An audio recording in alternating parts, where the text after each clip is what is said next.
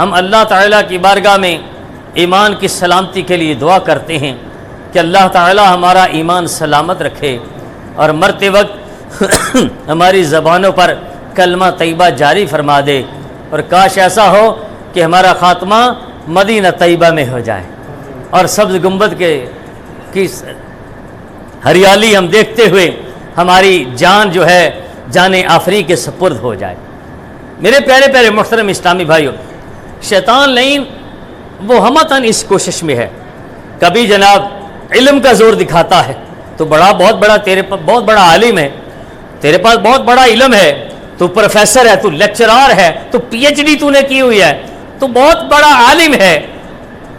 اور کبھی جناب دولت کے زور دکھاتا ہے، کبھی جناب حکومت کے زور دکھاتا ہے۔ تو اس طرح کر کے شیطان جو ہے وہ اپنے زوم میں انسان کو گھمنڈ میں ڈالنے کی کوشش کرتا ہے کہ اس طرح گھمنڈ میں آ کر انسان اپنے ایمان کو اپنے ہاتھوں سے گنوا بیٹھے۔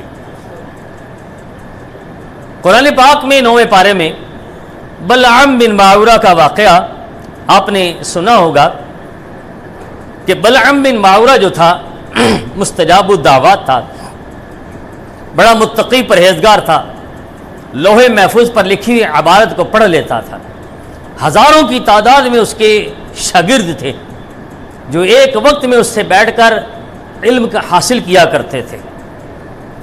اور ایک بار حضرت موسیٰ کلیم اللہ علی نبینا علیہ الصلوۃ والسلام قوم جبارین سے جہاد کرنے کے لیے بنی اسرائیل کے لشکروں کو لے کر روانہ ہوئے، تو بلعام بن باورہ کی قوم جو تھی وہ گھبرا گئی۔ بلعام بن باورہ کے پاس آئی اور آ کر اس سے کہا کہ آپ حضرت موسیٰ علیہ السلام کے خلاف بد دعا کریں کہ وہ ہماری طرف آ رہے ہیں، ہم پر چڑھائی کریں گے اور ہمارے علاقوں پر قبضہ کر لیں گے۔ بلعام بن باورہ کہنے لگا وہ تو اللہ تعالیٰ کے معصوم نبی ہیں، میں کیسے بد دعا کر سکتا؟ تو قوم نے بڑا روپے پیسے کا لالچ دیا، تو اس نے کہا اچھا میں استخارہ کروں گا، اگر استخارہ میں آ گیا تو میں بد دعا کروں گا۔ جب اس نے استخارہ کیا تو استخارے میں بھی نہ آیا، اس نے اپنی قوم سے کہا میرے استخارے میں ہاں کا اشارہ نہیں ہوا، میں بد دعا نہیں کر سکتا۔ قوم نے پھر بڑا لالچ دیا، جب خوب لالچ دیا تو لالچ میں اندھا ہو گیا، اور لالچ میں اندھا ہو کر گدھی پر سوار ہو کر پہاڑی پر جا کر حضرت موسیٰ علیہ السلام کے لیے بد دعا کرنے کے لیے پہاڑی کی طرف چل پڑا۔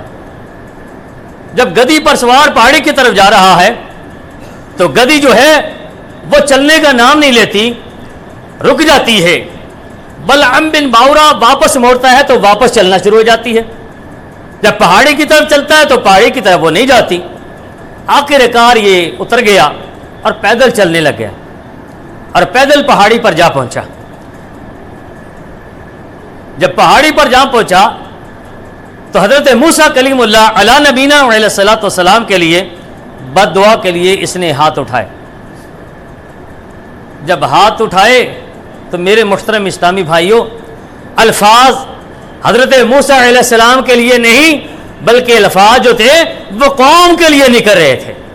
قوم بڑی گھبرائی، اس نے کہا یہ کیا کر رہا ہے، ہمیں بد دعا کے الفاظ کیوں دے رہا ہے؟ اس نے کہا میں دیکھ رہا ہوں کہ میری زبان میرا ساتھ نہیں دے رہی۔ اے قوم تمہارا ناس ہو، تم نے میری دنیا اور آخرت ساری برباد کر دی۔ پھر کیا ہوا؟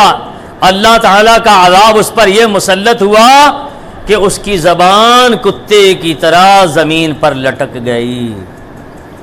اس واقعے کو قرآن پاک میں سورہ الاعراف رکوع نمبر 22 پارہ 9 جس کا ترجمہ کچھ یوں ہے، اے محبوب انہیں بلعام کے احوال سنائیے جس کو ہم نے اپنی آیتیں دیں تو وہ ان آیتوں سے صاف نکل گیا، پھر شیطان اس کے پیچھے لگ گیا تو وہ گمراہ ہو گیا، اور اگر ہم چاہتے تو اس کو آیتوں کے سبب اوپر اٹھا لیتے، مگر وہ تو زمین پکڑ کر رہ گیا اور اپنی خواہش کا تابع ہو گیا۔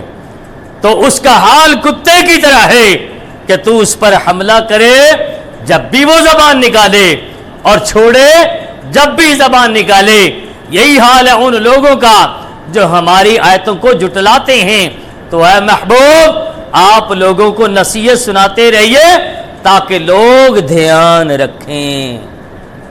روایت میں آتا ہے کہ بعض انبیاء کرام علیہ السلام نے اللہ تعالیٰ کی بارگاہ میں عرض کیا، اے مالک و مولا، بلعام بن باورا کو اتنی کرامتوں سے نوازا، پھر وہ تیری بارگاہ سے روندہ درگاہ کیوں ہو گیا؟ تو اللہ تعالیٰ نے ارشاد فرمایا کہ اس نے میری نعمتوں کا کبھی شکر ادا نہیں کیا تھا، وہ اسی گمنڈ میں رہتا تھا کہ میں بہت